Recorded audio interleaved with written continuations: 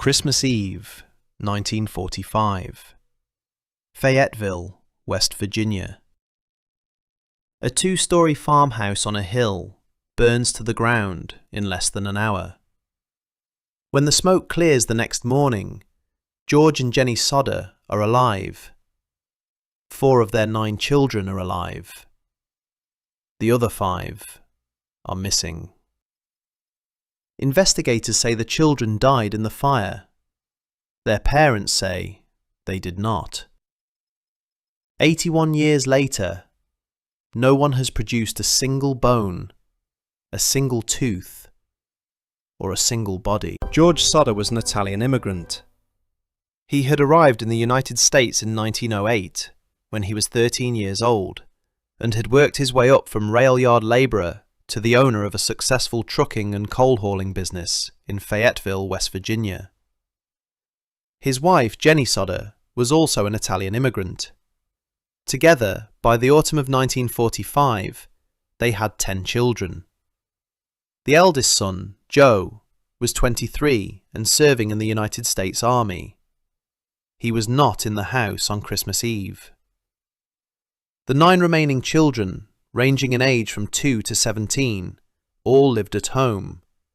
Their names, and this is important because every cold case begins with names, were John, age 23, also home that night; Marion, 17; George Jr., 16; Maurice, 14; Martha, 12; Louis, 9; Jenny, 8; Betty, 5; and Sylvia, 2.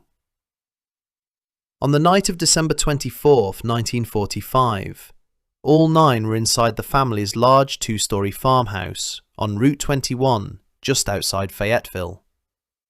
By morning, John, Marion, Sylvia, and the parents would still be alive.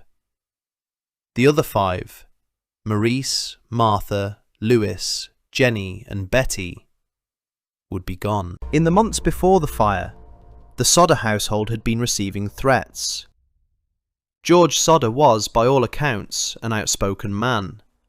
He was a critic of Italian dictator Benito Mussolini. In the Italian immigrant community in West Virginia, this was not uncontroversial. Some of his neighbours were Mussolini sympathisers. George was not afraid to argue with them. One stranger, an insurance salesman who had visited the house earlier in the autumn of 1945, trying to sell George a policy that George had refused, had reportedly said to him, in a way that George would later describe as not quite a warning, and not quite not a warning. Your house is going to go up in smoke, and your children are going to be destroyed. You are going to be paid for the dirty remarks you have been making about Mussolini. George reported the threat at the time. Nothing was done. He continued his business. His family continued their lives. The threat was filed away and then forgotten. In November of 1945, George Jr., the 16-year-old, noticed a strange man parked across the road from the house, watching the children walk home from school. George Jr. mentioned it to his father. George Sr. checked. The car was gone. No one was found. On Christmas Eve, 1945, the threats had been almost forgotten. It was, after all, a holiday. The 2 oldest girls, Marion and Martha, had received toys from their mother as early Christmas gifts. The younger ones were already in bed. Jenny Sodder went to sleep around 10:30. Marion stayed up to play with her new toys. Sylvia, the 2-year-old, was asleep on the couch in the living room. At 1 a.m, the phone rang. At approximately 1 a.m. on December 25th, 1945, the telephone in the Sodder home rang. Jenny Sodder answered it. She would later describe the call as strange. On the other end of the line was a woman she did not recognise, asking for someone whose name Jenny also did not recognise. In the background, Jenny heard what sounded like glasses clinking and people laughing. Jenny told the caller she had the wrong number. The caller laughed and hung up. Jenny noticed, before she returned to bed, that the front door of the house was unlocked, that the lights downstairs were still on, and that 2-year-old Sylvia was still on the couch instead of in her crib upstairs. She locked the door. She turned off the lights. She carried Sylvia upstairs and put her in the crib. She went to bed. About 30 minutes later, she was woken by a sound on the roof. A single thump, as if something had rolled across the shingles. She listened for a moment. She heard nothing more. She went back to sleep. At about 1:30 a.m, Jenny woke a second time. This time because she could smell smoke. She ran down the stairs. The downstairs was on fire.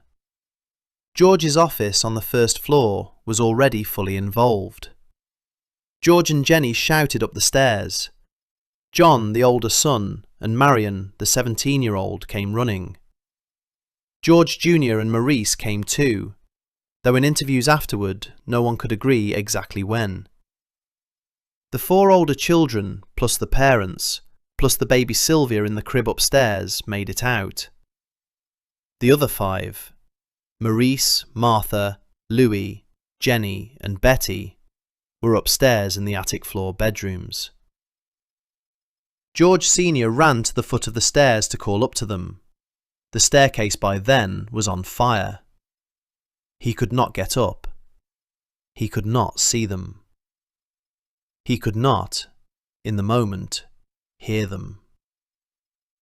He ran outside to get the ladder he always kept against the house, so that he could climb to the second floor. The ladder was gone. What happened next is the heart of the case.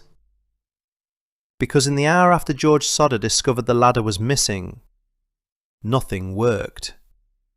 First, the ladder. George Sr. always kept a long extension ladder leaning against the side of the house. On Christmas morning, after the fire, the ladder was found about 75 feet down an embankment from the house. In the snow. It had been moved. Second, the trucks. George had 2 coal trucks parked outside the house. He ran to start one of them, planning to drive it next to the house and climb on top of the cab to reach the second floor windows. Neither truck would start. He had used them earlier that day. They had been fine. Third, the water barrel. On the side of the house was a rain barrel George had been using for emergencies. When he ran to it, the water in it was frozen solid. That was less suspicious. It was December, but it added one more obstacle. Fourth, the phone. Marion, the 17-year-old, ran across the road to a neighbour's house to use their phone to call the fire department. The phone would not place the call. An operator told her she could not connect. Fifth, the fire department itself. Fayetteville's fire chief, F.J. Morris, was called at his home around 1:45 a.m., eventually by a different neighbour using a different phone. The fire chief did not arrive at the scene until approximately 8 a.m. that morning. By the time the fire department arrived, the house had burned to the ground. George Sodder had been digging in the snow and ashes for nearly 7 hours. He had found nothing. After the fire was fully out, state and local investigators arrived. Their conclusion was straightforward. 5 children had been upstairs. The fire was hot enough to consume the house entirely in approximately 45 minutes. No remains were recovered. Therefore, the investigators concluded, the fire had been hot enough to fully cremate the children. The Sodder family did not accept this. George Sodder, in the days and weeks following, consulted multiple experts, funeral directors, fire investigators, professors of forensic science, even, eventually, a crematorium operator. The crematorium operator was the most definitive. He told George that even in a modern crematorium, operating at temperatures of approximately 1700 degrees Fahrenheit for 2 full hours, human bones are never fully consumed. Recognizable bone fragments, particularly long bones, skull fragments and teeth, always remain.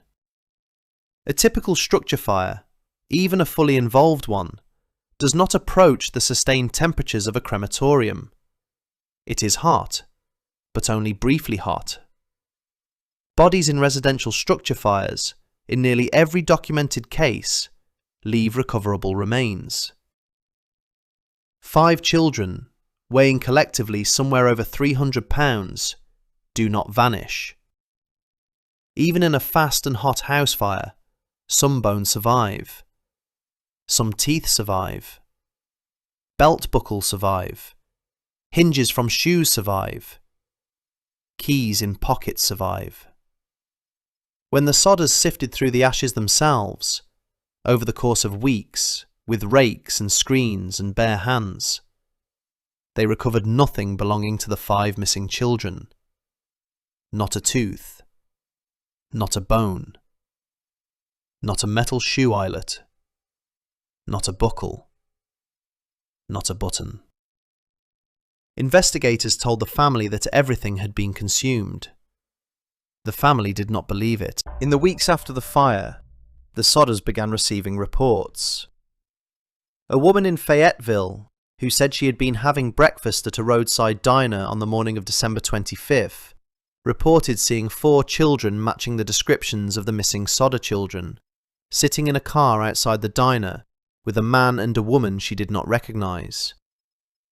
The car had Florida plates. A tourist passing through Charleston, West Virginia, reported staying at a small hotel on the same night where she had seen children matching the same descriptions, being escorted into a back room. When she asked the hotel staff about them, she was told only that they were the children of some Italian Americans passing through. More than 20 separate sightings were eventually reported to the Sodder family or to law enforcement in the year following the fire. None of them was conclusively confirmed. None of them was conclusively disproven. In 1949, 4 years after the fire, George Sodder received a letter postmarked Houston, Texas. Inside the envelope was a photograph of a young man, perhaps 20 years old, with dark hair, a strong jaw, and a faint scar above his left eyebrow.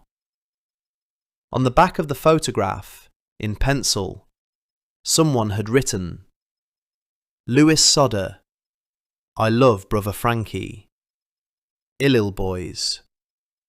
A90132 or 35. Louis Sodder had been the 9-year-old missing son. In 1949, he would have been 13. In the photograph, the man's face, according to the family, looked exactly like Louis would have looked at 20. George Sodder hired private investigators to track down the photograph. The investigator he sent to Houston disappeared and was never heard from again. Or so the family later said.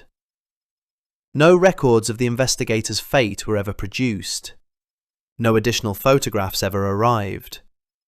No further communication from Houston was ever received. George Sodder hung the photograph on a wall in his home.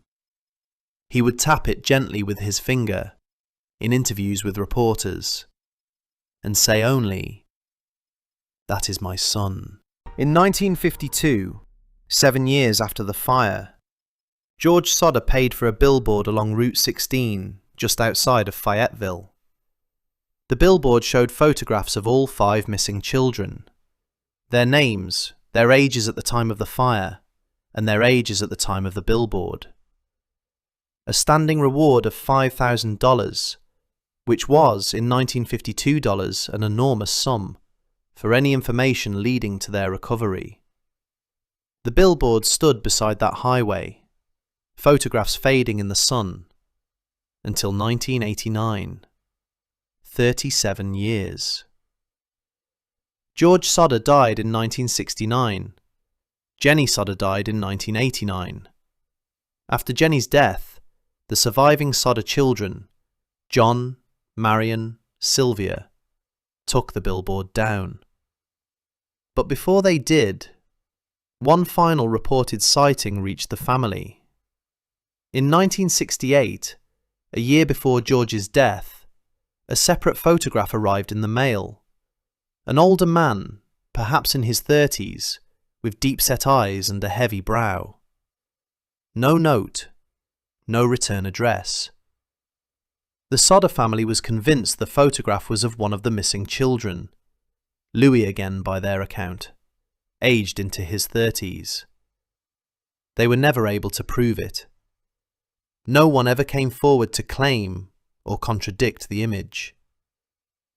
Sylvia Sodder, the baby in the crib that night, the only of the 5 youngest who survived because her mother had carried her upstairs at 1 a.m., lived until 2021. She was 78 years old when she died. In her last published interview, in 2013, she said only that she had spent her entire life looking at strangers' faces. Looking for the brothers and sisters she had been too young to remember. 81 years after the Sodder fire, the case is still officially closed. The 5 children, Maurice, Martha, Louis, Jenny and Betty, are still officially listed as having died in the fire. But the case has never quite gone away, in part because of the things that should have been found and were not, in part because of the things that should not have been there.